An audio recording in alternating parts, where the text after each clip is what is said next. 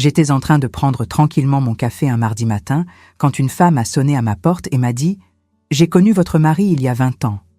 Ce qu'elle m'a raconté dans les 15 minutes qui ont suivi a détruit 55 ans de mariage et m'a fait découvrir que j'avais vécu un mensonge plus grand que tout ce que j'aurais pu imaginer. Je m'appelle Eulalie, j'ai 78 ans.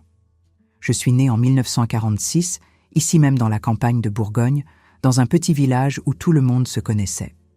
Aujourd'hui, je viens ici vous raconter une histoire qui m'est arrivée il y a 3 ans, quand j'avais 75 ans. Une histoire qui m'a brisée de l'intérieur, qui m'a fait remettre en question tout ce en quoi je croyais sur ma vie, sur mon mariage, sur l'homme avec qui j'ai partagé plus d'un demi-siècle. Mais c'est aussi une histoire de dépassement de soi, de comment Dieu peut transformer même les pires trahisons en bénédictions qu'on n'espérait jamais recevoir. Avant que je commence, j'aimerais vous demander une petite chose à vous qui me regardez maintenant. Si vous pouviez laisser un like sur cette vidéo, ça me ferait très plaisir. Et abonnez-vous à la chaîne aussi, parce que j'ai d'autres histoires à raconter. Des histoires de vie, de dépassement de soi, de choses qui me sont arrivées et qui peuvent aider quelqu'un qui traverse des moments difficiles. Et dites-moi dans les commentaires d'où vous regardez, de quelle ville, de quelle région. J'adore savoir que mes mots arrivent dans tant d'endroits différents. Ça me réchauffe le cœur. Maintenant, passons à mon histoire. C'était un mardi matin, le 5 mars 2022. Je me souviens de la date exacte parce que c'était le jour où ma vie a basculé. Il était environ 9 heures du matin. Mon mari, Valentin, était sorti tôt pour faire un petit travail dans une maison pas loin. Il est à la retraite, mais il a toujours aimé travailler, faire quelques travaux de menuiserie, réparer des choses. Il disait que rester sans rien faire à la maison le rendait mal à l'aise. Je venais de prendre mon café. Un café au lait, 2 tranches de pain avec du beurre, comme je l'ai toujours pris toute ma vie. J'étais en train de laver ma tasse dans l'évier quand la sonnette a retenti. Ce n'était pas habituel de recevoir des visites à cette heure-là. Mes enfants prévenaient toujours quand ils venaient, les voisines avec qui j'étais amie aussi. Mais la sonnette a sonné, ce son que j'étais si habituée à entendre. J'ai essuyé mes mains sur le torchon et je suis allée jusqu'à la porte. Quand j'ai ouvert, il y avait une femme debout sur mon perron. Une femme que je n'avais jamais vue de ma vie. Elle devait avoir environ 60 et quelques années. Cheveux courts, bien coiffés, teints en châtain. Elle portait un pantalon de ville noir et un chemisier beige élégant. Elle avait un sac pendu à l'épaule. Son visage était sérieux, mais ce n'était pas un air méchant. C'était le visage de quelqu'un qui était là pour une raison importante, vous voyez? Le visage de quelqu'un qui avait quelque chose de lourd à dire. Je l'ai regardé sans rien comprendre et j'ai dit « Bonjour, je peux vous aider ?» Elle m'a regardé droit dans les yeux et a demandé « Vous êtes l'épouse de Monsieur Valentin ?»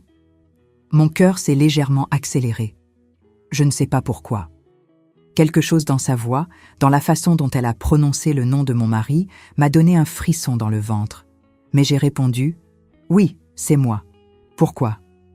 Elle a pris une grande inspiration et a dit « Je m'appelle Marine. J'ai emménagé dans cette rue il y a 2 mois. J'habite là-bas dans la Maison Bleue, 3 maisons plus bas. Mais j'ai besoin de vous parler de quelque chose de très important. J'ai connu votre mari il y a 20 ans. 20 ans ? 2 décennies. Je suis restée là, tenant la porte, essayant de traiter ce qu'elle venait de dire. Elle a connu mon mari il y a 20 ans ? Comment ça ? D'où ? Pourquoi était-elle à ma porte en train de me raconter ça maintenant ? Vous pouvez entrer, j'ai dit un peu gênée. On va prendre un café. Je ne comprends pas très bien. Marine est entrée. J'ai fermé la porte derrière elle et je l'ai emmenée au salon. J'ai proposé un café, mais elle a refusé. Elle a dit qu'elle en avait déjà pris. Nous nous sommes assises sur le canapé, moi d'un côté, elle de l'autre. Mon cœur battait plus vite maintenant. Je ne savais pas à quoi m'attendre. Allait-elle me raconter que mon mari avait fait quelque chose de mal il y a 20 ans ? Était-ce à propos d'argent, de travail ? Madame Eulalie, elle a commencé, et je n'avais même pas encore dit mon nom, mais elle avait dû demander à quelqu'un dans la rue. Je suis venue aujourd'hui parce qu'après avoir emménagé dans cette rue, j'ai vu le nom sur la boîte aux lettres de votre maison. Valentin Moreau. Quand j'ai vu ce nom, mon cœur a failli s'arrêter. Parce que j'ai connu un Valentin Moreau il y a 20 ans et je ne l'ai jamais oublié. Je n'ai jamais oublié ce qui s'est passé. Je serrais mes mains sur mes genoux, nerveuse. « De quoi parlez-vous? Quelle histoire est-ce » Marine a pris une nouvelle grande inspiration. On voyait qu'elle était nerveuse aussi, que ce n'était pas facile pour elle. En 2003, je travaillais dans un hôpital à Chalon-sur-Saône. J'étais infirmière là-bas. J'ai travaillé dans cet hôpital pendant 15 ans avant de prendre ma retraite. Et un jour d'octobre 2003, un homme est arrivé à l'hôpital accompagnant une jeune fille enceinte. Une très jeune fille, elle devait avoir environ 20-21 ans. Elle était en travail. J'ai senti mon estomac se retourner. Où cette conversation allait-elle?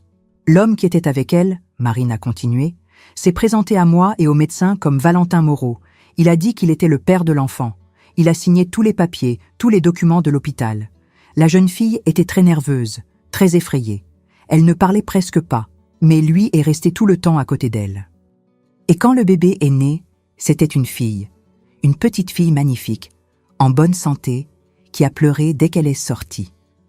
Je ne pouvais pas parler. Ma gorge était sèche, ma tête tournait. Père de l'enfant. Valentin. Mon Valentin. En 2003.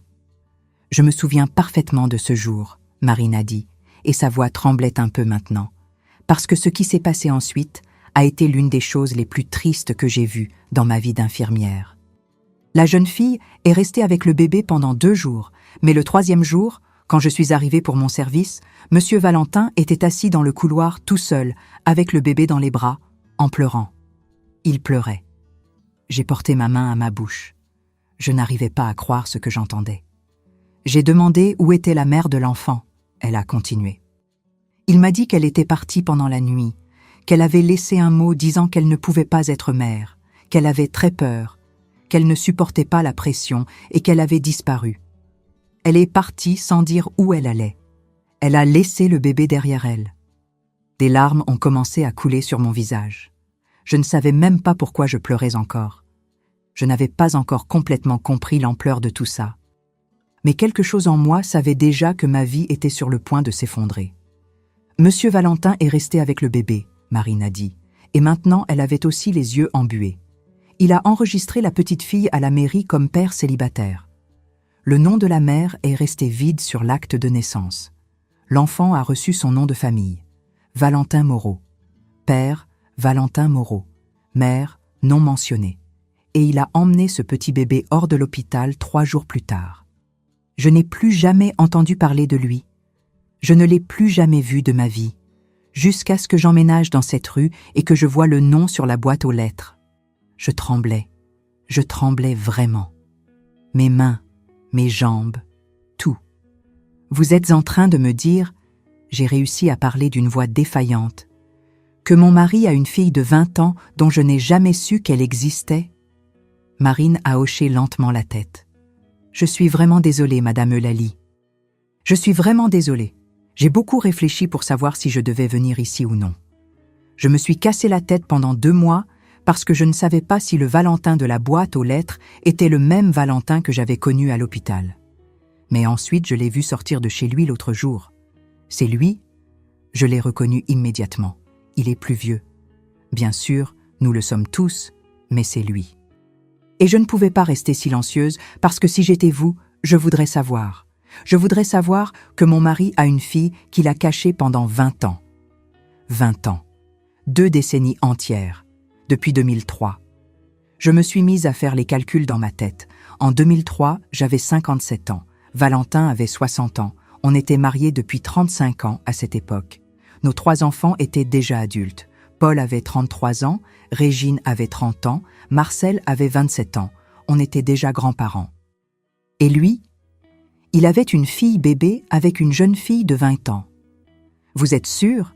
j'ai demandé, voulant encore croire que c'était une erreur. « Vous êtes sûr que c'était lui ?»« Absolument, » Marine a répondu. « Je n'oublie jamais un visage, Madame Eulalie. Ça fait partie de mon métier.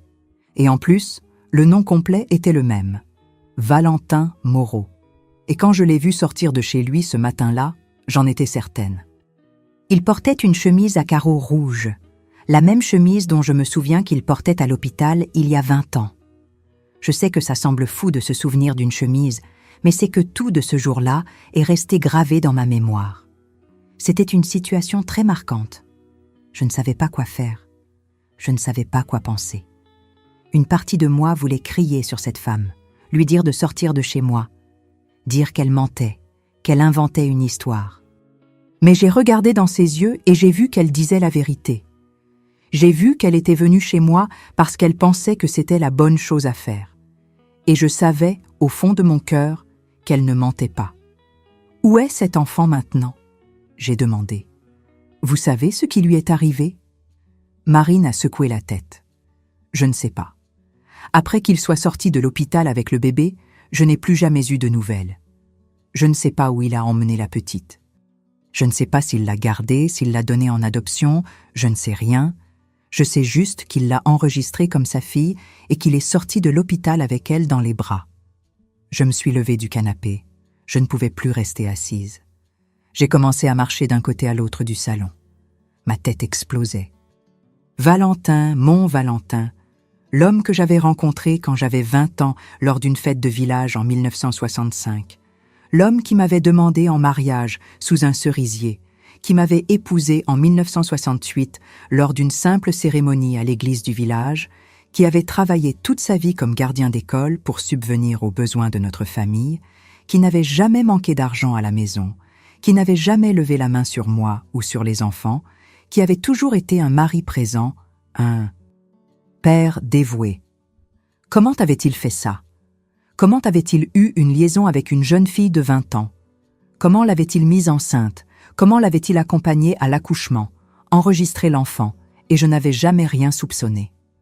En quel mois était-ce? J'ai demandé, marchant toujours d'un côté à l'autre. Vous vous souvenez? Octobre, 2e semaine d'octobre 2003, Marine a répondu.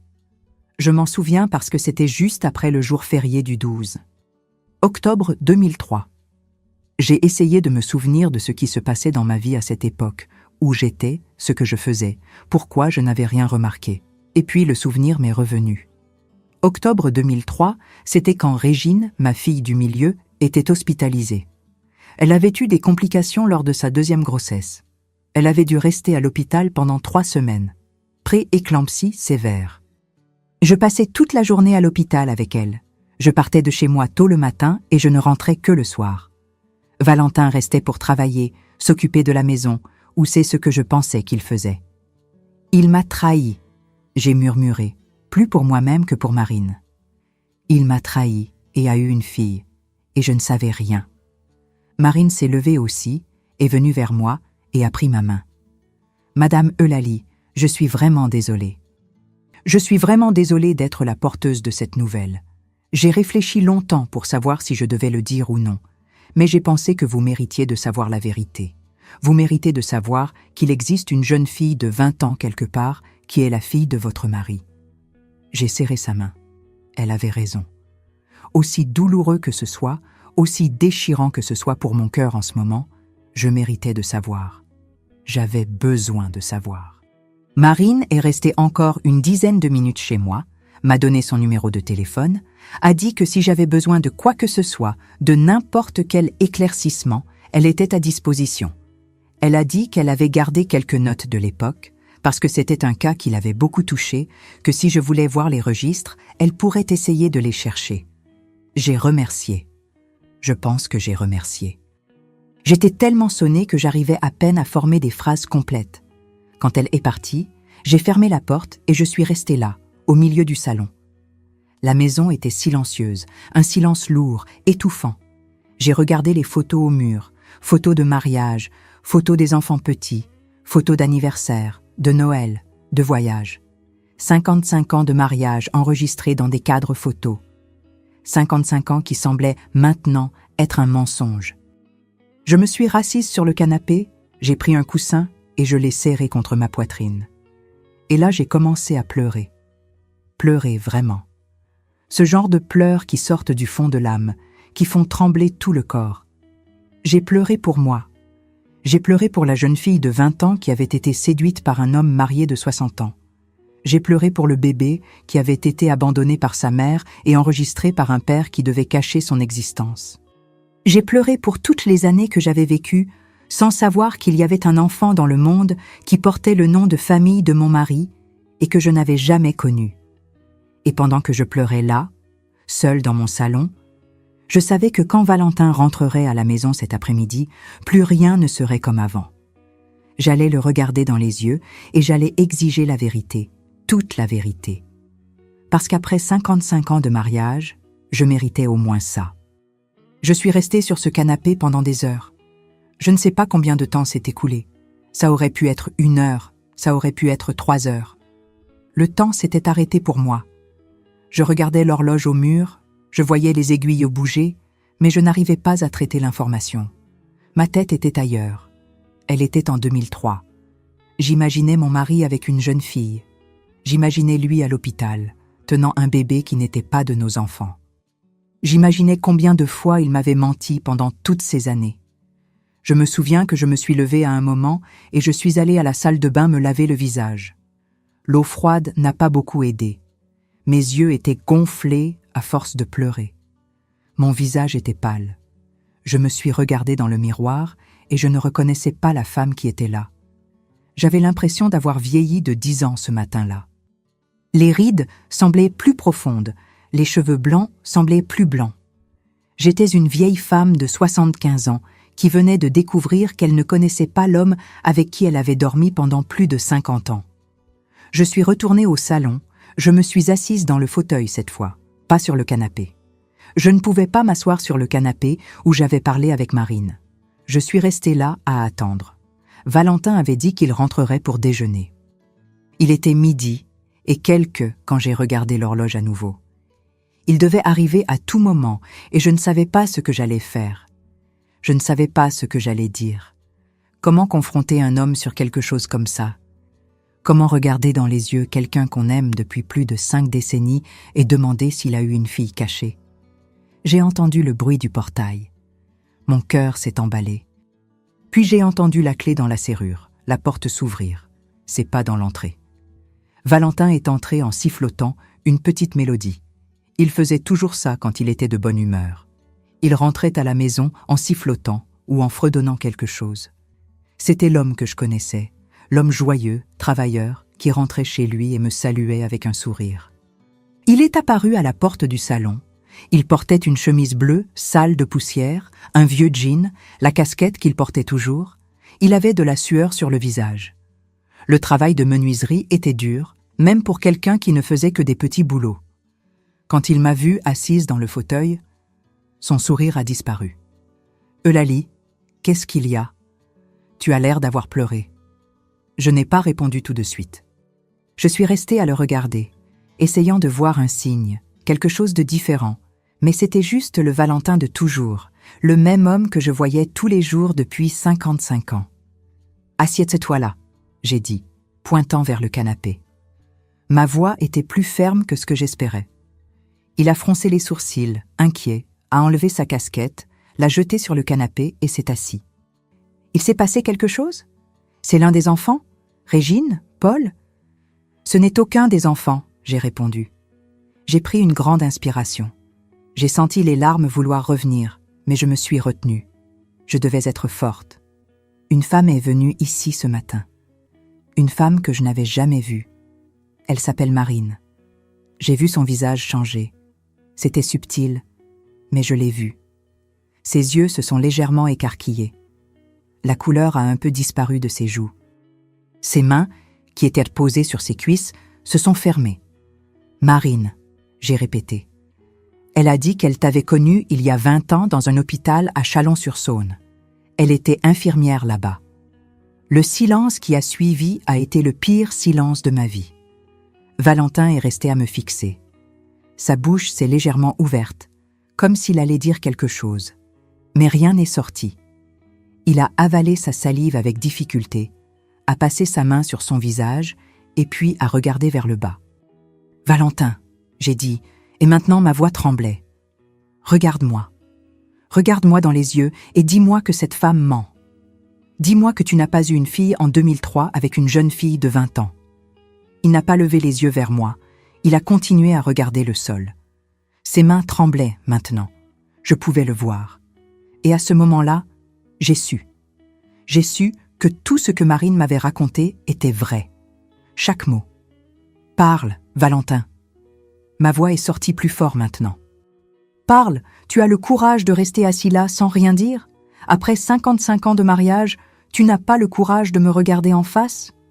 Il a levé son visage et j'ai vu des larmes dans ses yeux. Des larmes. En toutes les années où nous étions ensemble, j'avais vu Valentin pleurer peut-être 3, 4 fois. Quand son père est mort, quand sa mère est morte, quand Paul a eu un accident de moto et a failli mourir. Mais là, à ce moment-là, j'ai vu des larmes couler sur son visage. « Eulalie !» il a commencé, mais sa voix a failli. « Non, je me suis levée du fauteuil. Ne viens pas avec tes larmes. Je veux la vérité, toute la vérité, maintenant. » Il a passé sa main sur son visage, essuyant les larmes. Il a pris plusieurs grandes inspirations et puis il a commencé à parler. Et ce qu'il m'a raconté cet après-midi-là était pire que tout ce que j'avais imaginé. En 2002, il a commencé d'une voix basse. J'ai rencontré une jeune fille. Elle travaillait à la pharmacie près de l'école où j'étais gardien. Elle s'appelait Vanessa. Elle avait 21 ans. 21 ans. Il avait 60 ans. J'ai senti une nausée monter. J'allais là-bas acheter des médicaments pour ma tension une fois par mois et elle me servait toujours sympathique, toujours souriante. On a commencé à discuter, rien de spécial au début, juste des conversations de pharmacie.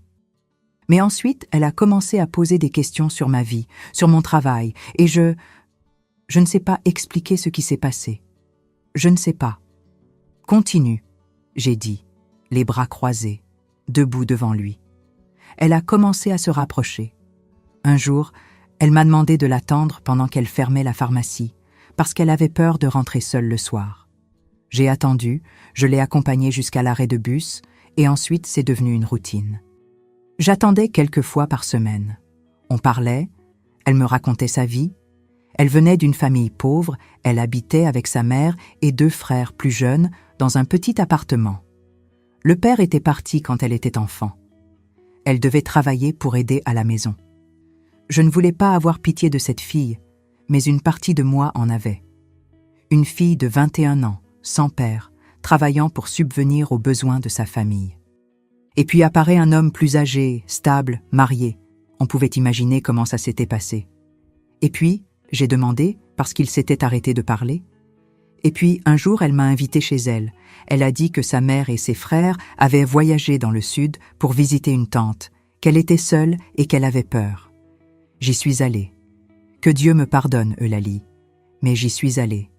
Et ce jour-là, j'ai trahi notre mariage. Je me suis rassise dans le fauteuil.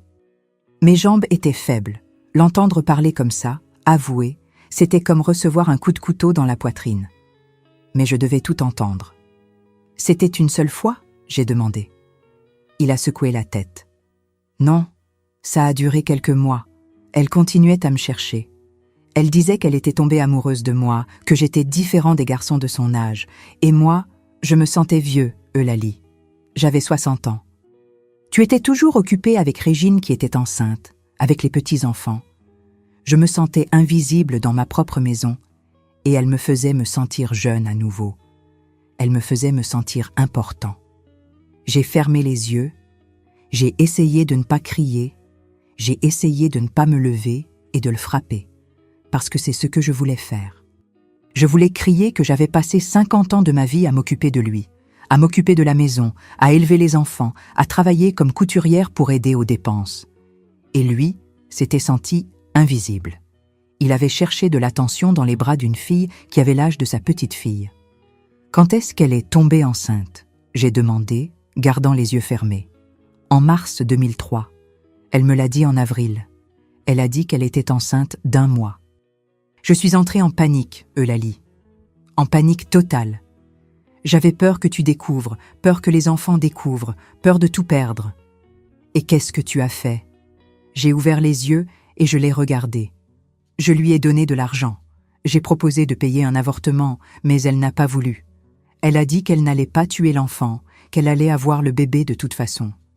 J'ai essayé de la convaincre plusieurs fois, mais elle n'a pas changé d'avis. Donc il avait essayé de la faire avorter. Il avait essayé de se débarrasser du problème. Quel genre d'homme était celui qui était assis devant moi? Pendant les mois où elle était enceinte, j'allais la voir. Parfois, j'apportais de l'argent, j'apportais de la nourriture.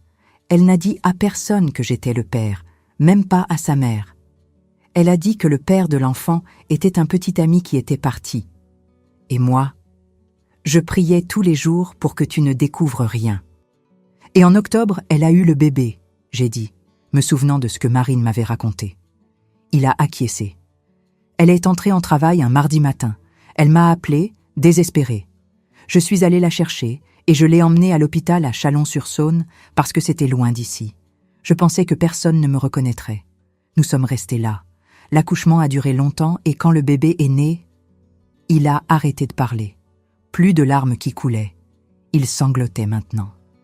Quand le bébé est né, il a continué, je l'ai prise dans mes bras et elle était parfaite, Eulalie. Petite, avec une touffe de cheveux noirs, en train de pleurer. Et j'ai regardé cet enfant et j'ai pensé, c'est ma fille, mon sang. Et en même temps, j'ai pensé, j'ai détruit ma vie. Je pleurais à nouveau aussi, je ne pouvais pas me retenir. Vanessa est restée 2 jours avec le bébé à l'hôpital, mais elle était très étrange. Elle ne voulait pas tenir l'enfant, elle pleurait tout le temps. Elle avait des crises d'angoisse. Les infirmières pensaient que c'était une dépression postpartum. Mais dans la nuit du 2e jour, je suis arrivée à l'hôpital et Vanessa avait disparu. Elle était partie. Elle avait laissé un mot sur le lit disant qu'elle ne pouvait pas être mère, qu'elle n'avait pas la structure nécessaire, qu'elle avait très peur et qu'elle partait très loin. Et elle s'excusait. « Et tu es restée avec l'enfant ?» j'ai dit. « Je suis restée parce que je ne pouvais pas la laisser là-bas. Je ne pouvais pas la donner en adoption. C'était ma fille, Eulalie, ma fille de sang, et la mère l'avait abandonnée. Qu'est-ce que j'allais faire? Je l'ai enregistrée à mon nom, je lui ai donné mon nom de famille, et après... Et après quoi? J'ai demandé. Il a pris une grande inspiration. La partie la plus difficile arrivait maintenant. Je pouvais le sentir. Après, j'ai appelé ma sœur Thérèse. Tu sais qu'elle habite en Bretagne depuis 1990 et quelque chose. On ne se parlait presque pas, mais je l'ai appelée. Je lui ai raconté une partie de la vérité. J'ai dit qu'une cousine éloignée était morte en couche et avait laissé un bébé orphelin. J'ai dit que je ne pouvais pas m'occuper de l'enfant, que tu ne savais rien, que j'étais désespérée, et je lui ai demandé de garder le bébé, de l'élever comme si c'était sa fille. J'ai écarquillé les yeux. Thérèse?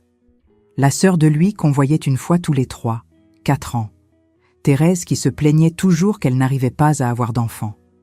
Thérèse qui un jour, vers 2004, nous a dit qu'elle avait adopté une petite fille, fille d'une cousine qui était décédée. Joséphine, j'ai murmuré. La fille de Thérèse, qu'on a rencontrée quand elle avait environ 2 ans lors d'une visite. Cette fille est ma fille, Valentin a complété. Elle l'a toujours été. Thérèse sait que ce n'est la fille d'aucune cousine. Elle connaît la vérité. Je lui ai dit après, mais elle a accepté de garder le bébé. Elle a accepté de l'élever et de ne jamais rien dire à personne. Et pendant toutes ces années, j'envoyais de l'argent tous les mois. Tu as toujours pensé que j'aidais ma sœur parce qu'elle avait du mal. Mais l'argent était pour subvenir aux besoins de Joséphine, pour payer l'école, les vêtements, la nourriture, tout. J'ai mis mes mains sur ma tête. C'était trop. C'était trop grand pour être traité. Il avait donné sa fille à sa sœur. Sa sœur avait élevé la petite comme si c'était une fille adoptée. Et pendant 20 ans, chaque fois qu'il envoyait de l'argent, chaque fois qu'il appelait Thérèse, chaque fois qu'on la visitait et qu'on voyait Joséphine grandir, il savait. Il savait que c'était sa fille. Et moi, je ne savais rien. Joséphine, j'ai dit, me souvenant de la petite, cette fille tranquille, aux cheveux longs. On l'avait vue grandir dans les photos que Thérèse envoyait. On lui avait même offert des cadeaux d'anniversaire quelquefois. « Je sais », Valentin a dit. « Je sais. Et chaque fois que tu parlais d'elle, chaque fois que tu disais qu'elle était jolie, qu'elle était polie, je mourais à l'intérieur, parce que je savais que tu faisais l'éloge de ma fille sans le savoir. » Je me suis levée à nouveau. J'ai recommencé à marcher d'un côté à l'autre. Ma tête explosait. 20 ans. 20 ans de mensonges. 20 ans à envoyer de l'argent pour subvenir aux besoins d'une fille secrète. 20 ans à voir des photos d'une petite grandir et à savoir qu'elle était sienne, mais à faire semblant que c'était juste la nièce adoptive de la belle-sœur. « Et Vanessa ?» j'ai demandé. « Tu as eu des nouvelles d'elle après ?» Il a secoué la tête. « Jamais. Elle a disparu. J'ai essayé de chercher les premiers mois, mais je ne l'ai pas trouvée. Elle a dû changer de ville, de région. Je ne sais pas. Elle a disparu de la carte. Et tu n'as jamais pensé à me le dire ?» Je me suis arrêtée devant lui. « Jamais ? En 20 ans, tu as pensé que je méritais de savoir, que nos enfants méritèrent de savoir qu'ils ont une sœur ? Tous les jours. » Il a répondu, me regardant avec ses yeux rouges à force de pleurer. « Tous les jours, je pensais à le dire. Mais comment ? Comment j'allais venir te voir après 1 an, 2 ans, 5 ans et dire « Ah, au fait, j'ai une fille que j'ai cachée ?» Plus le temps passait, plus c'était impossible. Et j'avais peur, Eulalie. Très peur. Peur de te perdre, peur de perdre mes enfants, peur de détruire notre famille. Et tu penses que tu n'as pas détruit ? Ma voix est sortie forte maintenant. Tu penses que ce qui se passe ici n'est pas de la destruction ? Tu m'as trahi avec une fille qui avait l'âge d'être ta petite fille. Tu as eu une fille. Tu l'as enregistrée, tu l'as donnée à ta sœur pour qu'elle l'élève. Tu as envoyé de l'argent pendant 20 ans et tu pensais que ça n'allait rien détruire ? Il n'a pas répondu. Il est juste resté là, courbé sur le canapé, sanglotant. J'ai pris une grande inspiration. J'ai essayé de me calmer, mais je n'y arrivais pas. La colère consumait chaque partie de moi. Tu sais que Thérèse a appelé ici il y a 3 mois pour demander si on allait à la remise de diplôme de Joséphine ? Elle termine sa licence de pédagogie et tu m'as convaincu de ne pas y aller parce que tu disais avoir mal au dos, que le voyage serait fatigant. Mais c'était parce que tu avais peur que je découvre quelque chose, n'est-ce pas ? Il a acquiescé lentement. Tu es un lâche, j'ai dit, et ma voix était glaciale. Tu es un lâche et un menteur. J'ai passé 55 ans de ma vie à tes côtés. 55 ans à croire que tu étais un homme honnête, un homme de parole. Et maintenant je découvre que pendant 20 de ces années, tu vivais un mensonge gigantesque. Je sais, il a dit. Je sais ce que je suis, et je n'attends pas que tu me pardonnes. Je n'attends pas que tu restes avec moi après ça. Je veux juste que tu saches que je t'ai aimé toutes ces années. Je t'ai aimé, et je t'aime encore. Ce que j'ai fait était horrible, impardonnable, mais ça n'a jamais signifié que je ne t'aimais pas. J'ai ri. Un rire amer, sans aucune grâce. L'amour ? Tu appelles ça de l'amour ? Tu penses que l'amour, c'est trahir, c'est mentir, c'est cacher une fille pendant 20 ans ? Il n'a pas répondu. Et à ce moment-là, j'ai réalisé que je n'avais plus rien à dire. Pas à ce moment-là. J'étais épuisée, émotionnellement vidée. Tout mon corps me faisait mal. « Je veux que tu sortes de ce canapé », j'ai dit. « Va dans la chambre d'amis, prends tes affaires et va dormir là-bas. Je ne veux pas que tu sois près de moi maintenant. Je ne veux pas te regarder. » Il s'est levé lentement et passé devant moi sans me regarder dans les yeux. J'ai entendu ses pas dans le couloir. J'ai entendu la porte de la chambre d'amis se fermer. Et puis je me suis assise sur le canapé et j'ai laissé les larmes couler librement. J'ai pleuré jusqu'à ne plus avoir de larmes. J'ai pleuré jusqu'à sentir qu'il n'y avait plus rien en moi, à part un vide énorme, profond, douloureux. 55 ans de mariage. Et en une seule matinée, tout s'était effondré, tout était devenu poussière. Les 3 jours qui ont suivi cette conversation ont été les plus silencieux de ma vie. Valentin restait enfermé dans la chambre d'amis. Je restais dans le salon ou dans ma chambre. On ne se parlait pas. Quand il devait sortir, j'entendais la porte s'ouvrir, ses pas dans la maison, et puis la porte de la rue se fermer. Quand il revenait, c'était la même chose. Silence. Un silence lourd qui semblait aspirer tout l'air de la maison. Je n'arrivais pas à manger. Je préparais quelque chose parce que c'était automatique, parce que c'était ce que j'avais toujours fait. Mais quand j'allais porter la nourriture à ma bouche, mon estomac se retournait. J'arrivais à boire un peu de café le matin, peut-être manger une demi-tartine. Le soir, rien. Les vêtements ont commencé à être trop grands sur moi. Je me regardais dans le miroir et je voyais une femme qui dépérissait de l'intérieur et de l'extérieur. Les nuits étaient pires. Je me couchais dans le lit, le même lit que j'avais partagé avec Valentin pendant toutes ces années, et je regardais le plafond. J'essayais de dormir, mais je n'y arrivais pas. Quand je fermais les yeux, les images venaient. Je l'imaginais avec cette fille. Je l'imaginais à l'hôpital tenant le bébé. Je l'imaginais appelant sa sœur, inventant cette histoire mensongère. Et j'imaginais tous les moments des 20 dernières années où il m'avait menti, sans que je m'en rende compte. Combien de fois était-il sorti de la maison en disant qu'il allait quelque part et en réalité, il allait voir sa fille? Combien de fois était-il resté au téléphone à parler avec Thérèse pendant que j'étais là à côté, sans savoir qu'il parlait de Joséphine? Combien de fois m'avait-il regardé dans les yeux et avait-il menti, menti, menti? Le 3e jour, j'ai pris une décision. Je devais le dire à mes enfants. Ils méritèrent de savoir. Et je ne pouvais plus porter ça toute seule. C'était un poids trop grand. Ça me tuait de l'intérieur. J'ai d'abord appelé Paul. C'est mon fils aîné. Il a toujours été le plus posé, le plus pondéré. Il travaille comme comptable dans une grande entreprise. Il est marié à Fatima depuis 28 ans. Il a 2 filles déjà grandes. Quand il a répondu au téléphone, j'ai juste dit « Paul, j'ai besoin que tu viennes ici à la maison. C'est urgent. Amène Régine et Marcel aussi. J'ai besoin de vous parler à tous les 3. » Sa voix est devenue inquiète immédiatement. « Maman, il s'est passé quelque chose? Vous allez bien? C'est papa? » « Je ne peux pas en parler au téléphone, » j'ai répondu. « S'il te plaît, rassemble tout le monde et venez cet après-midi si possible. C'est important. » Il a dû sentir à ma voix que c'était vraiment sérieux, parce qu'il n'a pas posé plus de questions. Il a dit qu'il allait appeler ses frères et sœurs et qu'il serait là à 15 heures. Quand j'ai raccroché, mes mains tremblaient. Comment allais-je leur raconter ça? Comment une mère raconte à ses enfants que leur père, l'homme qu'ils admiraient, avait trahi son épouse et avait une fille secrète depuis 20 ans? 15 heures est arrivé trop vite et trop lentement en même temps. J'avais rangé la maison, passé un peu de rouge à lèvres, essayé d'être présentable. Mais quand je me suis regardée dans le miroir, j'ai vu qu'il n'y avait pas moyen. Les yeux étaient cernés, le visage était maigre. J'avais l'air d'avoir vieilli de plusieurs années en quelques jours.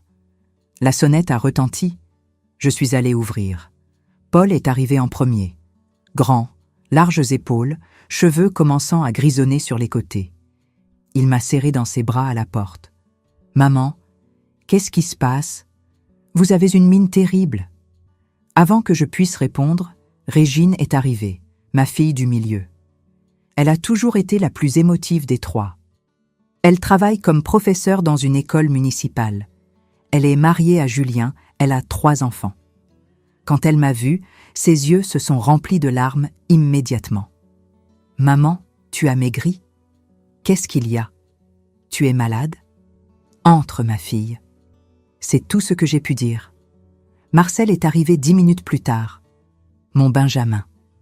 Il a toujours été le plus ressemblant physiquement à son père. Il travaille comme mécanicien, il a son propre garage, il est divorcé, il vit seul. Il m'a regardé et a froncé les sourcils. « Où est papa? » « Il est dans la chambre d'amis, » j'ai répondu. « Je vous ai appelé ici parce que je dois vous dire quelque chose. Asseyez-vous. » Les 3 se sont assis sur le canapé, alignés, me regardant avec cet air inquiet. Je suis restée debout devant eux parce que si je m'asseyais, je pense que je n'arriverais pas à me relever. Je devais rester debout. Je devais dire ça, d'un coup. Mardi dernier, j'ai commencé et ma voix défaillait déjà. Une femme est venue ici à la maison, une femme que je n'avais jamais vue, et elle m'a raconté quelque chose sur votre père, quelque chose qui va tout changer. Quelle femme? Racontez quoi? Paul a demandé. J'ai pris une grande inspiration. Elle m'a raconté qu'en 2003, votre père a eu une liaison avec une fille de 21 ans et que cette fille est tombée enceinte et qu'en octobre de cette année-là, une petite fille est née. Le silence qui est tombé dans le salon était absolu. Les 3 sont restés à me fixer comme si j'avais parlé dans une autre langue, comme si leur cerveau ne traitait pas les mots. Quoi? Régine a été la première à parler. « Maman, quelle histoire c'est ça? Quelle fille? Quelle petite? » « Votre père m'a trahi, » j'ai dit, et les larmes ont commencé à couler. Il a eu une liaison. La fille est tombée enceinte, Il l'a accompagnée à l'hôpital quand le bébé est né, il a enregistré l'enfant à son nom et puis il a donné la petite à Thérèse pour qu'elle l'élève, en inventant une histoire comme quoi c'était la fille d'une cousine qui était morte. Thérèse? Marcel s'est levé du canapé. Tante Thérèse? Sa fille, Joséphine, j'ai complété, c'est votre sœur. Elle n'a jamais été adoptée d'une cousine. Elle est la fille de votre père. Elle l'a toujours été. Pendant 20 ans, il a envoyé de l'argent là-bas. Pendant 20 ans, il a menti à tout le monde. À moi, à vous, à tout le monde. Régine a commencé à pleurer. Pas un pleur contenu, c'était un pleur fort, désespéré. Elle a mis ses mains sur son visage et a commencé à sangloter. Paul est resté paralysé, la bouche ouverte, les yeux écarquillés. Et Marcel?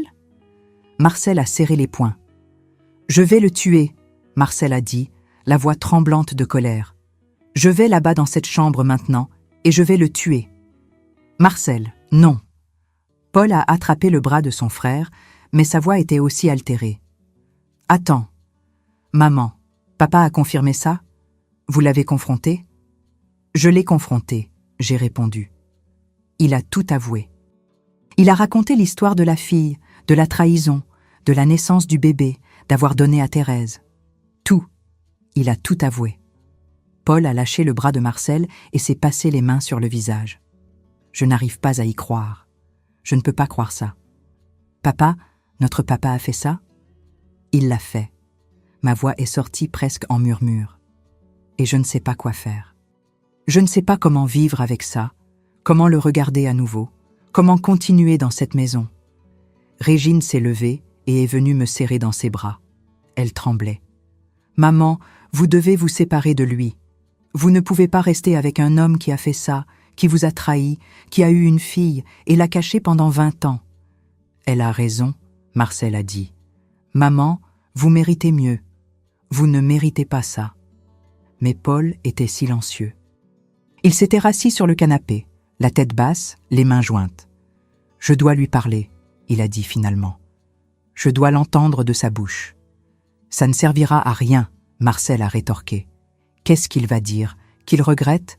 Que c'était une erreur? Une erreur, c'est oublier d'acheter du pain. Ça ici, c'est une trahison qui a duré 20 ans. Quand même, Paul a insisté, je dois l'entendre de lui. Où est-il? Avant que je puisse répondre, on a entendu la porte de la chambre d'amis s'ouvrir, des pas dans le couloir, et puis Valentin est apparu à l'entrée du salon. Il avait une apparence horrible, la barbe de plusieurs jours, les yeux rouges, les vêtements froissés. Quand il a vu ces 3 enfants-là, il s'est arrêté. « Vous savez ?» il a dit. Ce n'était pas une question, c'était une constatation. Marcel s'est avancé vers lui. « Ah, espèce de salaud, espèce de menteur !» Paul a réussi à le retenir avant qu'il n'arrive jusqu'à son père. « Lâche-moi, Paul, lâche-moi! Cet homme ne mérite pas d'être appelé père. »« Marcel, arrête !» Paul a crié. « Arrête ça !» Valentin n'a pas bougé. Il est resté là, immobile, recevant les insultes, les accusations, comme s'il savait qu'il méritait chaque mot. Régine pleurait encore plus fort maintenant. « Comment avez-vous pu faire ça, papa? Comment? On vous admirait. On pensait que vous étiez un exemple. Et maintenant? Maintenant je vous regarde et je ne sais pas qui vous êtes. Je sais qu'il n'y a pas d'excuse. » Valentin a dit d'une voix rauque. « Je sais qu'il n'y a pas de pardon pour ce que j'ai fait, mais j'ai besoin que vous sachiez que je vous aime. Je vous ai toujours aimé. Vous êtes mes enfants. Ça n'a jamais changé. Mais on a une sœur, Paul a dit, parlant enfin. Une sœur qu'on ne connaît pas. Une sœur que vous nous avez cachée toute notre vie. Comment vous attendez-vous à ce qu'on gère ça? » Valentin a baissé la tête. « Je n'attends rien. Je n'attends rien de vous. J'espère juste qu'un jour peut-être vous pourrez... Je ne sais pas. Je n'attends rien. » Marcel a réussi à se libérer de Paul et est allé droit vers la porte. « Je ne peux pas rester ici. Je ne peux pas te regarder. » Il est sorti en claquant la porte. On a entendu sa voiture démarrer et partir à toute vitesse. Régine m'a regardé, puis a regardé son père. « Vous allez rester avec lui, maman ?» Je n'ai pas su quoi répondre, parce que je ne savais pas moi-même. Paul s'est levé. « Maman, vous n'avez pas besoin de décider quoi que ce soit maintenant. Vous avez besoin de temps. On a tous besoin de temps. Mais je vais dire une chose. » Il a regardé son père. « Vous avez détruit cette famille. Vous avez détruit la confiance qu'on avait, et ça va prendre beaucoup, beaucoup de temps pour qu'on arrive à traiter ça, si on y arrive. » Il a embrassé mon front. « Maman, quoi que vous ayez besoin, on est là. Vous n'êtes pas seule. » Il a regardé Régine. « Viens, on y va. Laissons maman se reposer. » Régine m'a serré dans ses bras encore une fois, bien fort. « Je t'aime, maman. Vous ne méritiez pas ça. » Et puis ils sont partis. Je suis restée là dans le salon seule avec Valentin. Il n'avait pas bougé de l'entrée. Il était resté là comme une statue. « Tu les as détruits, » j'ai dit. « Tu as vu ce que tu as fait ? Tu ne m'as pas seulement détruite. Tu les as détruits aussi. »« Je sais, » il a répondu. « Et tu sais le pire ? Joséphine n'est coupable de rien. Elle est une victime dans tout ça aussi. Une fille qui a été enregistrée, donnée à quelqu'un d'autre pour être élevée, qui a grandi en pensant être une chose, alors qu'en réalité, elle en était une autre. Tu as détruit sa vie aussi. » Il a recommencé à pleurer, mais je n'ai pas eu pitié. Je ne pouvais pas avoir pitié de lui. « Retourne dans cette chambre, » j'ai ordonné. « Et ne sors pas, à moins que ce soit absolument nécessaire. Je ne veux pas te voir. » Il a obéi, il est retourné dans la chambre d'amis et a fermé la porte. Dans les jours qui ont suivi, la nouvelle s'est répandue. Paul l'a dit à Fatima, Régine l'a dit à Julien. Marcel a dû le dire à ses amis, à son ex-femme, et comme c'est le cas dans les petits villages, bientôt tout le monde savait. Les voisines me regardaient avec pitié quand je sortais pour acheter quelque chose. Les amis de l'église appelaient, offrant des prières. Certaines venaient en visite, apportant de la nourriture, essayant de me consoler. Mais rien n'aidait. J'étais dans un trou profond et je n'arrivais pas à en sortir. Régine venait me voir tous les jours. Elle amenait ses petites filles pour me distraire, mais j'arrivais à peine à parler avec les filles. Je restais là en automatique, souriant quand elles disaient quelque chose de drôle, mais à l'intérieur, j'étais morte. Paul venait le week-end. Il essayait de parler avec moi de choses pratiques, argent, factures, documents. « Maman, si vous voulez vous séparer, je vais vous aider pour tout. Avocat, paperasse, tout ce qu'il faut. » Mais je n'arrivais pas à y penser. Me séparer à 75 ans, après 55 ans de mariage, pour aller habiter où ? Faire quoi ? Marcel n'est pas revenu. Il appelait pour me parler, mais il demandait toujours d'abord « Papa est là ?» Et quand je disais oui, il disait « Alors je ne viens pas, maman, je ne peux pas voir sa tête. » C'est Régine qui a soulevé la question que personne n'avait encore posée. C'était environ 2 semaines après que tout soit sorti au grand jour. Elle était assise avec moi dans la cuisine à prendre un café. « Maman, » elle a dit, remuant la cuillère dans sa tasse. « Vous avez déjà pensé à la rencontrer, Joséphine ?» Je me suis arrêtée, la tasse en l'air. Rencontrer Joséphine. L'idée m'avait traversé l'esprit quelques fois, mais je l'avais toujours repoussée parce que c'était trop compliqué, trop douloureux. « Je ne sais pas si j'en suis capable, » j'ai répondu. « Mais maman, elle est si notre sœur, et elle n'est coupable de rien de tout ça. Elle a été autant victime que vous, peut-être même plus, parce qu'elle a grandi toute sa vie sans connaître la vérité sur qui elle était vraiment. » Je savais que Régine avait raison, mais la douleur était trop grande. Comment allais-je regarder cette fille et ne pas voir la trahison de mon mari ? Comment allais-je arriver à séparer les deux ? Laisse-moi réfléchir. C'est tout ce que j'ai pu dire. Mais la vérité, c'est que j'y pensais tous les jours. Tous les 5 jours. Joséphine avait 20 ans maintenant. Elle terminait sa licence, elle avait des rêves, des projets, et elle ne savait pas que l'homme qu'elle pensait être un oncle lointain était en réalité son père. Elle ne savait pas que l'histoire de la cousine morte était un mensonge. Elle ne savait rien. Est-ce qu'elle méritait de savoir ?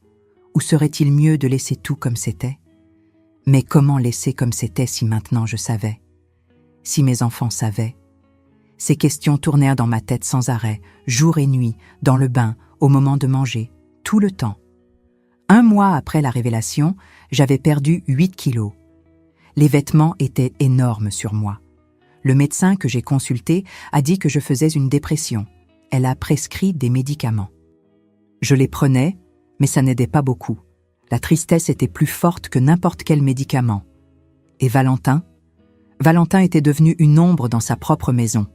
Il ne sortait de la chambre d'amis que pour aller aux toilettes ou pour prendre de la nourriture dans la cuisine.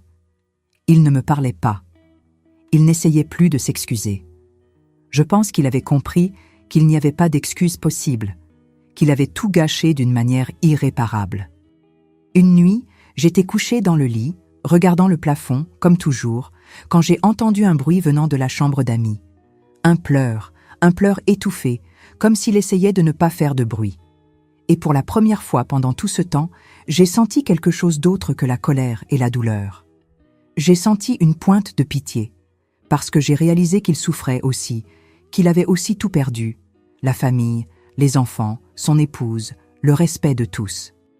Mais même ainsi, je ne suis pas allée le voir, je ne l'ai pas consolé, parce que sa souffrance était la conséquence de ses choix.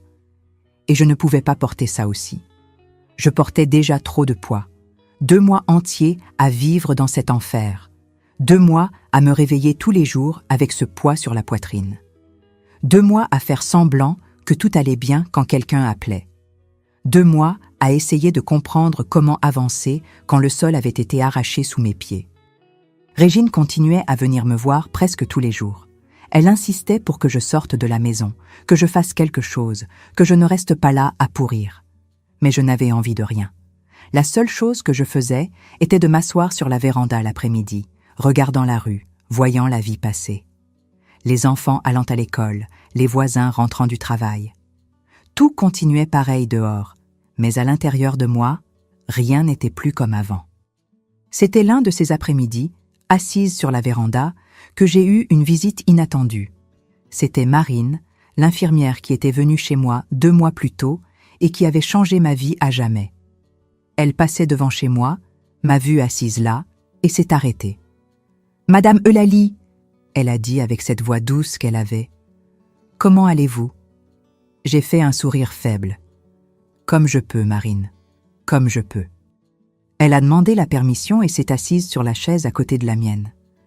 Nous sommes restés en silence pendant un moment. Un silence confortable. Elle n'a pas essayé de poser des questions, elle n'a pas essayé de donner des conseils. Elle est juste restée là, présente. « Vous lui avez parlé ?» elle a demandé après quelques minutes. « À Monsieur Valentin ?» Je lui ai parlé, j'ai répondu. Il a tout avoué, chaque détail, la fille, la grossesse, le bébé, tout. Et maintenant, on vit dans cette maison comme 2 étrangers. Lui dans la chambre d'amis, moi dans ma chambre. On se parle à peine. Marine a acquiescé. « Et la petite, Joséphine, vous avez pensé à la rencontrer ?» Cette question encore, la même que Régine avait posée, la même que Paul avait suggérée de façon plus discrète, la même qui rôdait dans ma tête tous les jours. Je ne sais pas si j'en suis capable, j'ai admis. Chaque fois que je pense à elle, je pense à la trahison, au mensonge, à comment mon mari m'a trompée pendant 20 ans. Comment vais-je regarder cette fille et ne pas voir tout ça? Marine est restée silencieuse un moment, puis a dit « Je peux vous raconter quelque chose, Madame Eulalie? Quelque chose qui m'est arrivé ?» Je l'ai regardée et j'ai acquiescé. Il y a de nombreuses années, quand j'avais environ 30 et quelques années, j'ai découvert que mon mari m'avait trompée. C'était avec une collègue de travail à lui. Ça a duré 6 mois. Quand je l'ai découvert, j'ai pensé que j'allais mourir. La douleur était si grande que je voulais disparaître de la carte.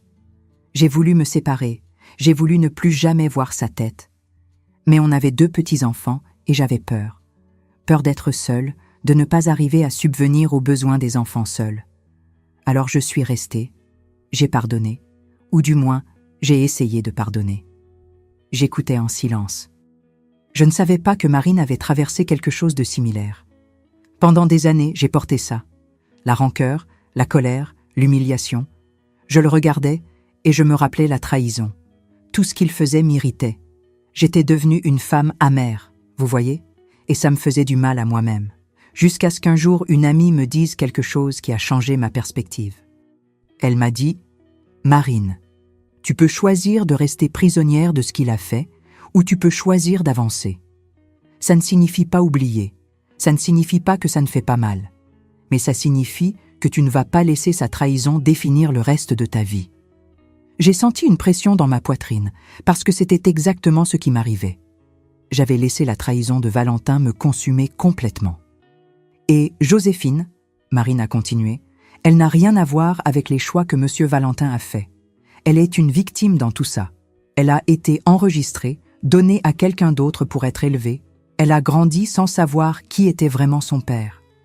Elle mérite de connaître la vérité. Et peut-être que vous méritez de la rencontrer, pas pour Valentin, mais pour vous.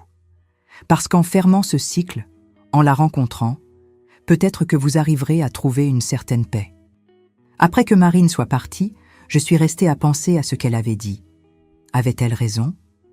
Est-ce que rencontrer Joséphine pourrait m'apporter un certain type de paix? Cette nuit-là, pour la première fois en 2 mois, je suis sortie de ma chambre et je suis allée jusqu'à la chambre d'amis. J'ai frappé à la porte. J'ai entendu la voix de Valentin de l'autre côté, surprise. « Entre. » J'ai ouvert la porte. Il était assis sur le lit, un livre ouvert sur ses genoux. Il avait maigri aussi. Le visage était plus creusé, les yeux enfoncés. Il avait l'air d'avoir vieilli de 10 ans. « Je veux le téléphone de Thérèse », j'ai dit directement. Il a écarquillé les yeux. « Le téléphone de Thérèse? Pourquoi faire? » « Parce que je vais l'appeler, et je vais lui demander de parler avec Joséphine, et je vais lui raconter la vérité, et ensuite, je vais aller la rencontrer. » Valentin s'est levé d'un bond. « Tu es sûr?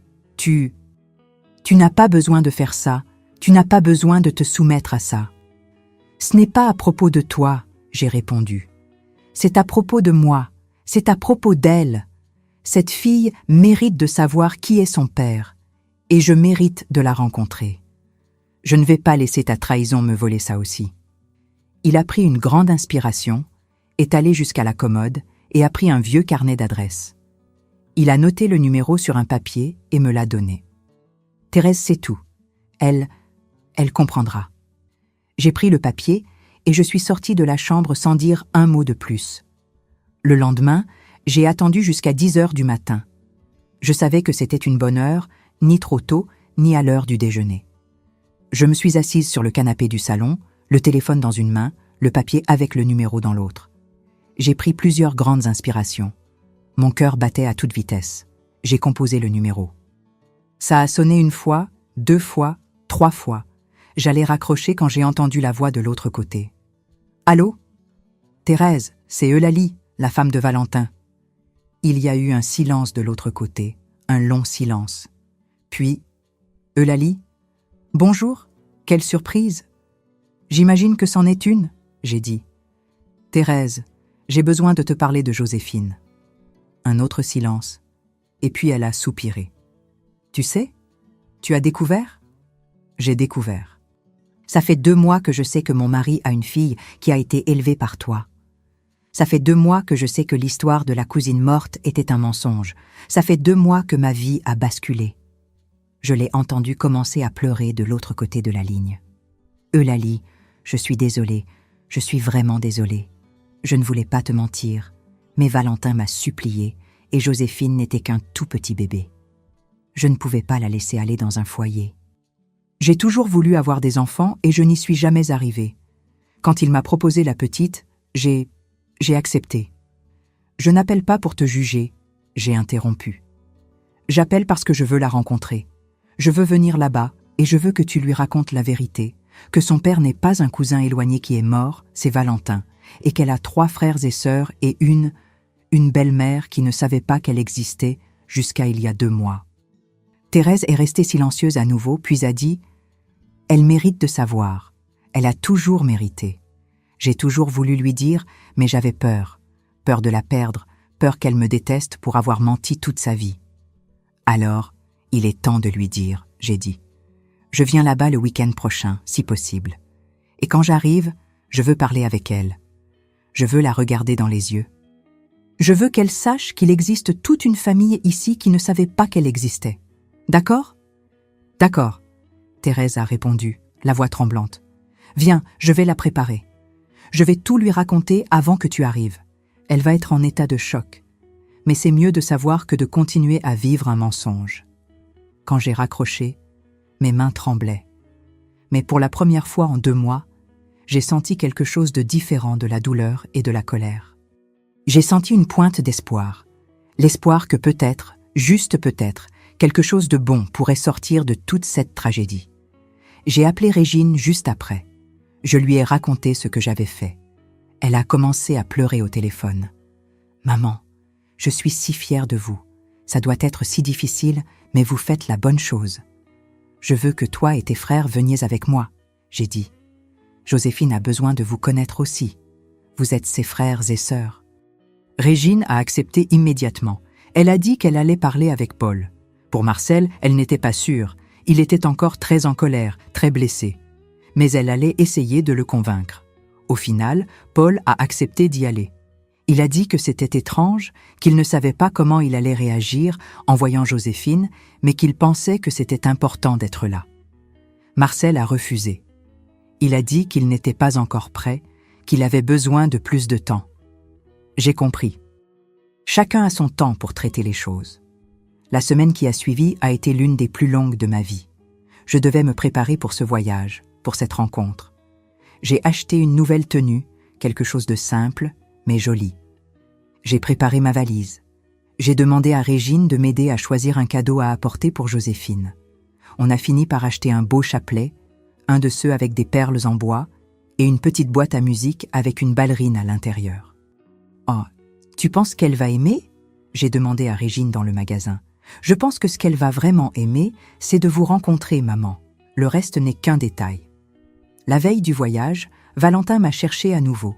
Il était nerveux, marchant d'un côté à l'autre dans le salon. « Eulalie, tu veux que je vienne avec toi ? Je peux venir, je peux parler avec Joséphine, tout expliquer. » « Non, j'ai interrompu. Tu ne viens pas, ce n'est pas à propos de toi. Tu as déjà fait ta part, tu as menti, tu as caché, tu as détruit. Maintenant, c'est mon tour d'essayer de réparer ce qui peut être réparé. Et tu ne fais pas partie de ça. » Il a baissé la tête. « Je comprends. Juste, dis-lui que je suis vraiment désolée pour tout. » Je n'ai pas répondu. Je me suis juste retournée et je suis allée finir de préparer ma valise. Le voyage en train jusqu'en Bretagne a duré presque 5 heures. Régine, Paul et moi étions assis ensemble. Régine tenait ma main tout le temps. Paul était silencieux, regardant par la fenêtre, perdu dans ses propres pensées. J'ai essayé de dormir, mais je n'y arrivais pas. Je restais à imaginer comment serait la rencontre, ce que j'allais dire, comment elle allait réagir. Thérèse m'avait appelé 2 jours avant le voyage. Elle avait dit qu'elle avait tout raconté à Joséphine, que la jeune fille avait été en état de choc, qu'elle avait beaucoup pleuré, qu'elle avait été en colère contre elle pour avoir menti toute sa vie. Mais après quelques jours, elle s'était calmée et avait dit qu'elle voulait me rencontrer, qu'elle voulait rencontrer ses frères et sœurs, qu'elle voulait comprendre d'où elle venait. Nous sommes arrivés à la gare de Rennes en fin d'après-midi de samedi. Le soleil se couchait, peignant le ciel d'orange et de rose. Thérèse nous attendait à la sortie. Je l'ai reconnue immédiatement, même si ça faisait des années qu'on ne s'était pas vus. Elle était plus grosse, les cheveux tout blancs, mais c'était elle. Quand elle m'a vue, elle a couru vers moi, m'a serré fort dans ses bras. « Eulalie, je suis désolée, je suis tellement désolée. »« Je sais, » j'ai répondu, lui rendant son étreinte. « Je sais que tu as aussi été mise dans une situation difficile. » Elle a salué Régine et Paul. Elle était nerveuse. On pouvait le voir. Ses mains tremblaient pendant qu'elle prenait l'une des valises. Joséphine est à la maison. Elle a dit pendant qu'on marchait jusqu'à la voiture. Elle est très nerveuse. Elle n'a presque pas dormi cette semaine, mais elle veut vraiment vous rencontrer. Le trajet jusqu'à la maison de Thérèse s'est fait en silence. Je regardais par la fenêtre, voyant la ville passer. Une ville que je ne connaissais pas. Une ville où ma belle-fille, dont je ne savais pas qu'elle existait, avait grandi. La maison de Thérèse était simple, une petite maison à étages, peinte en jaune, avec un jardin devant. Quand elle a garé la voiture et éteint le moteur, personne n'a bougé pendant un moment. C'était comme si nous rassemblions tous notre courage. « Allons-y », Régine a dit finalement, serrant ma main. Nous sommes sortis de la voiture. Thérèse a ouvert le portail. Nous avons marché jusqu'à la porte et puis elle l'a ouverte. La première chose que j'ai vue était une jeune fille debout dans le salon. Grande, mince, cheveux noirs longs, attachés en queue de cheval. Elle portait un jean et un chemisier blanc, simple. Et quand elle s'est retournée et m'a regardée, j'ai senti mon cœur s'arrêter, parce qu'elle avait les yeux de Valentin. Ces mêmes yeux châtain clair, presque miel, que j'avais regardés pendant 55 ans. Elle avait la forme de son visage, son nez. C'était indéniable. Elle était sa fille. Chaque trait le confirmait. « Joséphine », Thérèse a dit doucement, « voici Eulalie et voici Paul et Régine, tes frères et sœurs. » Joséphine est restée immobile où elle était. Ses yeux étaient embués. Elle a serré ses mains l'une contre l'autre, nerveuse, et puis a dit d'une voix tremblante, « Bonjour ». J'ai fait un pas en avant. Je ne savais pas quoi faire. L'embrasser, la saluer de loin ? Mais avant que je décide, elle a commencé à pleurer. Pas un pleur silencieux, un pleur fort, désespéré. « J'ai passé toute ma vie à penser que j'étais orpheline », elle a dit entre les sanglots, à penser que ma mère et mon père étaient morts et que j'avais été un fardeau que tante Thérèse avait accepté de porter. Et maintenant, je découvre que mon père est vivant, que j'ai des frères et sœurs, que j'ai toute une famille qui n'a jamais su que j'existais. Régine est allée vers elle et l'a serrée dans ses bras. Joséphine s'est accrochée à ma fille et a pleuré encore plus. Paul est resté où il était, les mains dans les poches, visiblement mal à l'aise, mais les yeux aussi embués. Je suis restée là, immobile, voyant cette scène, voyant ma fille consoler la fille secrète de mon mari. Et quelque chose en moi s'est brisé, mais pas de la mauvaise manière. Ça s'est brisé de la manière dont parfois ça doit se briser pour que de nouvelles choses puissent grandir. Je me suis approchée et j'ai mis ma main sur l'épaule de Joséphine. Elle s'est retournée et m'a regardée. Et puis, sans trop réfléchir, je l'ai serrée dans mes bras aussi. J'ai serré cette fille qui n'avait pas demandé à naître, qui n'avait pas demandé à être le fruit d'une trahison, qui avait grandi sans savoir qui elle était vraiment. « Tu n'es pas un fardeau », j'ai dit à son oreille. « Tu ne l'as jamais été. Et maintenant, tu as une famille. Tu as des frères et sœurs qui veulent te connaître. Et tu as une grand-mère. Parce que je ne suis peut-être pas ta mère, mais je suis mariée à ton père et ça fait de moi quelque chose dans ta vie. » Joséphine s'est écartée et m'a regardée dans les yeux. « Vous ne me détestez pas ? D'exister, d'être la preuve de la trahison ? Te détester ?» j'ai répété. « Non, ma fille, je déteste ce que ton père a fait. Je déteste les mensonges, les tromperies, les 20 ans de secrets. Mais toi, tu n'es coupable de rien. Tu es une victime dans tout ça, autant que moi. » Elle a recommencé à pleurer et nous sommes restés là, serrés l'une contre l'autre, pleurant ensemble. Régine s'est jointe à l'étreinte et après un moment, Paul aussi. Nous sommes restés là, tous les quatre, dans une étreinte collective, au milieu du salon de la maison de Thérèse. Quand nous nous sommes finalement séparés, Thérèse a apporté de l'eau pour tout le monde. Nous nous sommes assis dans le salon. Joséphine s'est assise sur le canapé entre Régine et Paul.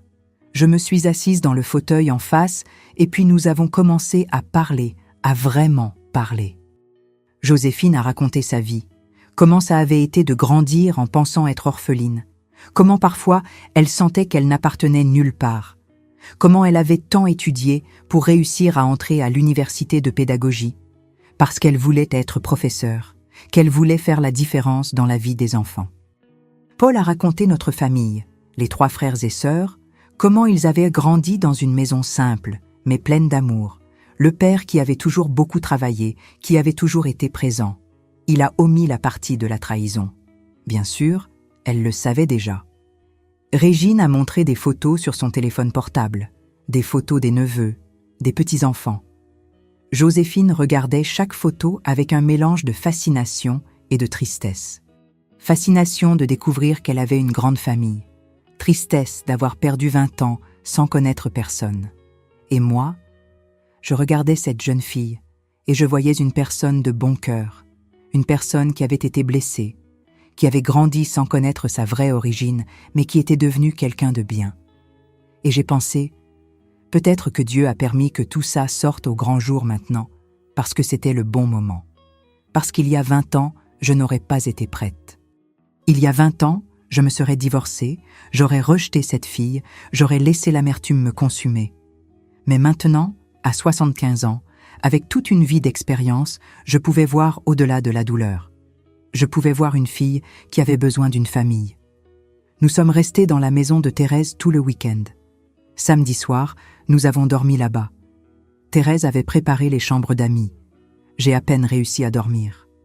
Je restais à penser à tout ce qui s'était passé ce jour-là, à comment ça avait été de voir Joséphine pour la première fois, à comment ça avait été de regarder dans ses yeux qui ressemblaient tant à ceux de Valentin et de quand même arriver à voir au-delà de la trahison.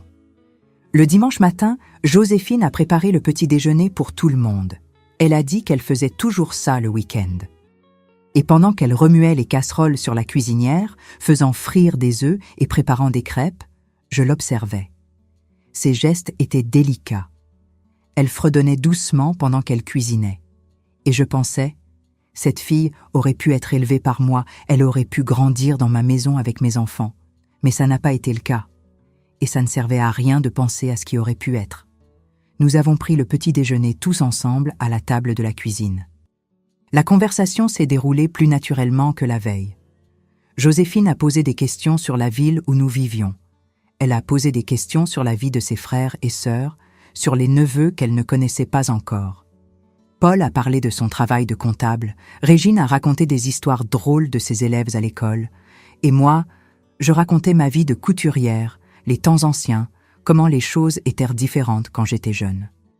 Après le petit déjeuner, Joséphine a demandé la permission et est allée dans sa chambre. Elle est revenue en tenant une vieille boîte à chaussures. Elle s'est assise sur le canapé à côté de moi et a ouvert la boîte. Dedans, il y avait des photos. Des photos d'elle bébé, enfant, adolescente, photos d'anniversaire, de cérémonies de fin d'année à l'école, de sorties. « Je voulais vous montrer », elle a dit d'une voix douce. « Je voulais que vous voyiez comment a été ma vie. » Ça n'a pas été mal, vous savez. Tante Thérèse m'a élevée avec beaucoup d'amour. J'ai toujours eu tout ce dont j'avais besoin. Mais j'ai toujours senti qu'il manquait quelque chose. J'ai toujours eu un vide ici. Elle a mis sa main sur sa poitrine. Maintenant, je sais ce que c'était. C'était de ne pas savoir d'où je venais, de ne pas connaître ma vraie famille. Régine a pris une photo de Joséphine à environ 5 ans. Elle était à une petite fête d'anniversaire portant une robe rose, un chapeau de princesse sur la tête.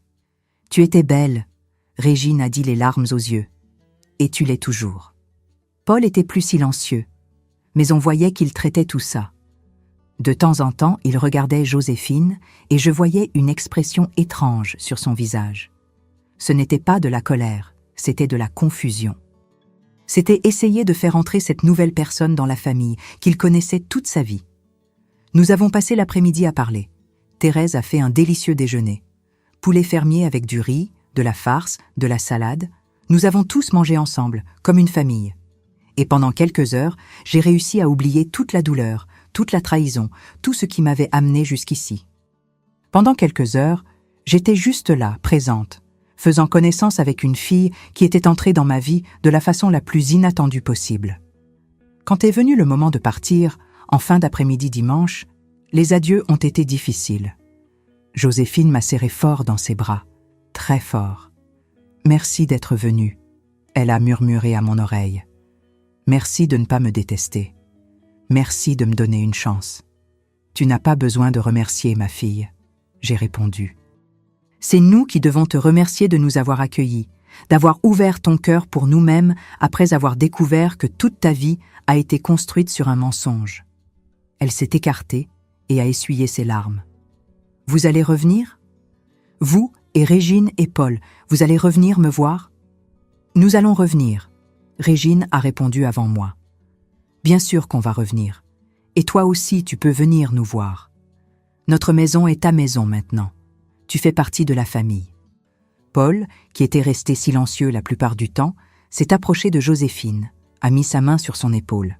« Ça va prendre du temps pour que je m'habitue à tout ça, » il a dit avec cette honnêteté qui le caractérise. « Mais tu es ma sœur, et je veux mieux te connaître. Je veux que tu rencontres ma femme, mes filles.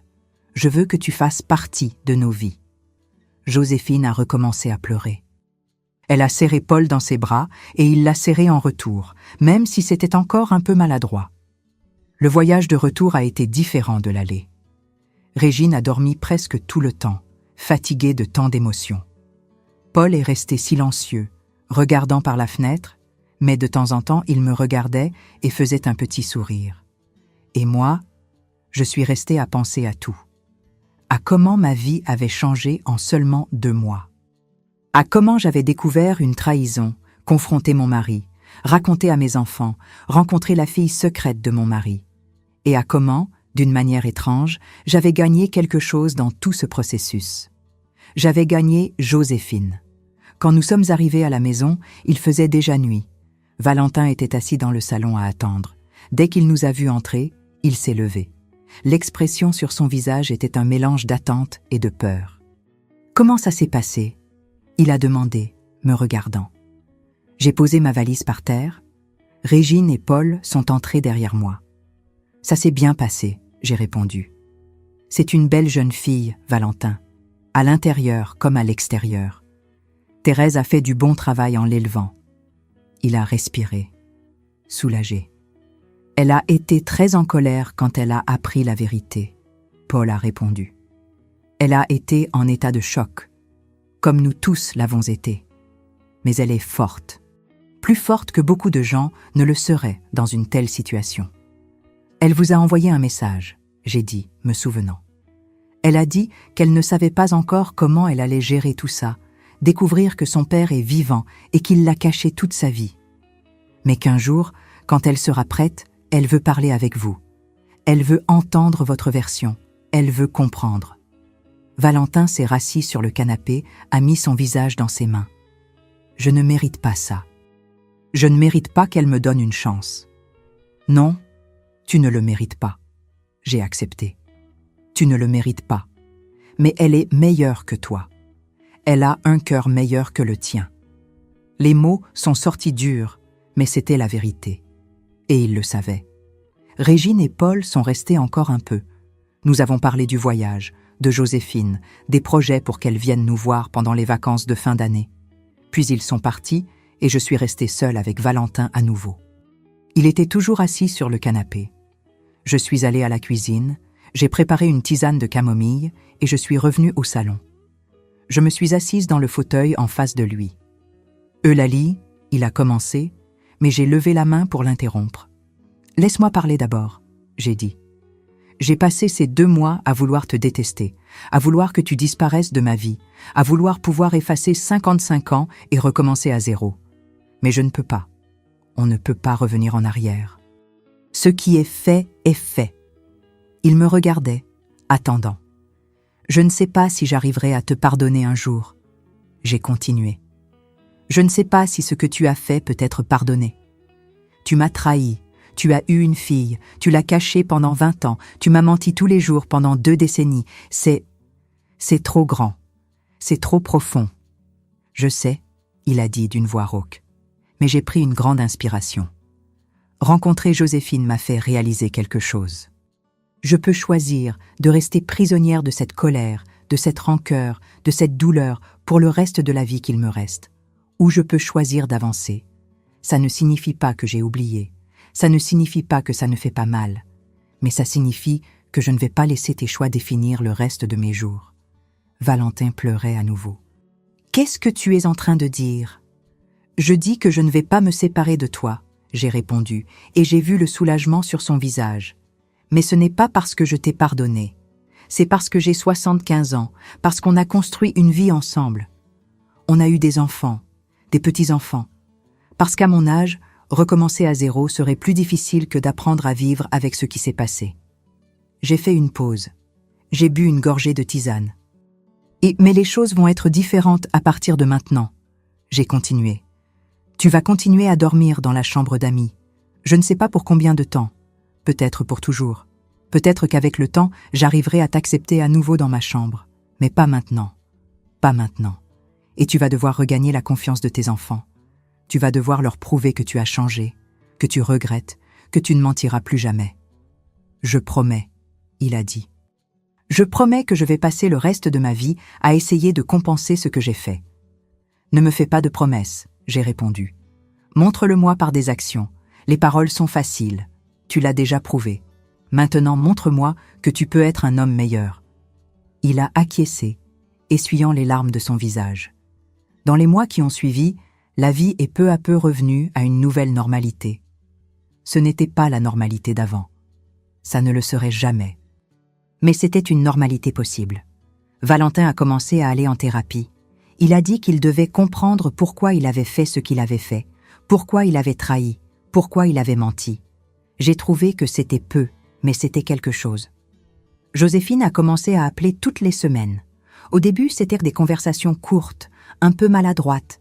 Mais avec le temps, elles sont devenues plus longues, plus naturelles. Elle me racontait l'université, ses amis, ses projets pour l'avenir. Et moi, je racontais ma journée, les nouvelles de la famille, les vieux souvenirs qui me revenaient. Régine a créé un groupe sur l'application de messagerie avec nous toutes. Elle, moi et Joséphine. On s'échangeait des messages tous les jours, des photos, des vidéos, des messages de bonjour et de bonne nuit. C'était étrange au début, mais c'est devenu naturel. Paul a mis plus de temps à se rapprocher de Joséphine, mais finalement, il a aussi commencé à l'appeler de temps en temps. Il a emmené sa femme et ses filles la rencontrer. Et quand ils sont revenus, Fatima m'a dit qu'elle avait adoré Joséphine, que c'était une fille en or. Marcel. Marcel traitait encore tout ça. Il continuait à me rendre visite, mais il ne voulait pas parler de son père ou de Joséphine. Il disait qu'il avait besoin de plus de temps, et je respectais ça. Chacun a son temps. En décembre 2022, Joséphine est venue nous rendre visite pour la première fois. Elle est restée une semaine entière chez moi. J'ai préparé la chambre d'amis pour elle, la même chambre où dormait Valentin. Je lui ai fait aller dormir sur le canapé pendant cette semaine. Il ne s'est pas plaint. Voir Joséphine chez moi était surréaliste. La voir assise à ma table à manger, en train de manger la nourriture que je préparais. La voir regarder la télévision dans le salon. La voir jouer avec les petits-enfants de Régine qui venaient en visite. C'était comme gagner une fille dont je n'avais jamais su que je voulais. La veille de son départ, nous étions assises sur la véranda à prendre une tisane. C'était une chaude nuit de décembre. Il y avait un vent agréable qui soufflait. Joséphine m'a regardée et a dit « Je peux t'appeler mamie ?» J'ai senti mon cœur se serrer. « Tu veux m'appeler mamie ?» Elle a acquiescé. « C'est que tante Thérèse est comme une mère pour moi. Mais toi, tu es la femme de mon père et tu m'as accueillie même sans y être obligée, même moi étant la preuve vivante de la pire chose qui te soit jamais arrivée. Et je sens que tu es ma grand-mère. Je sens un lien avec toi que je ne sais pas expliquer. » J'ai serré sa main. « Tu peux m'appeler mamie ? Oui, ce serait un honneur. » Elle a souri, ce beau sourire qui illuminait son visage.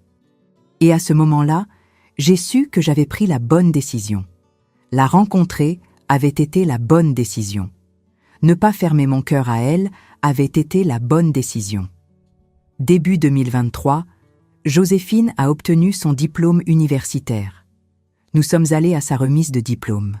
Moi, Paul, Régine, les petites filles, les neveux. Valentin voulait y aller, mais j'ai dit non.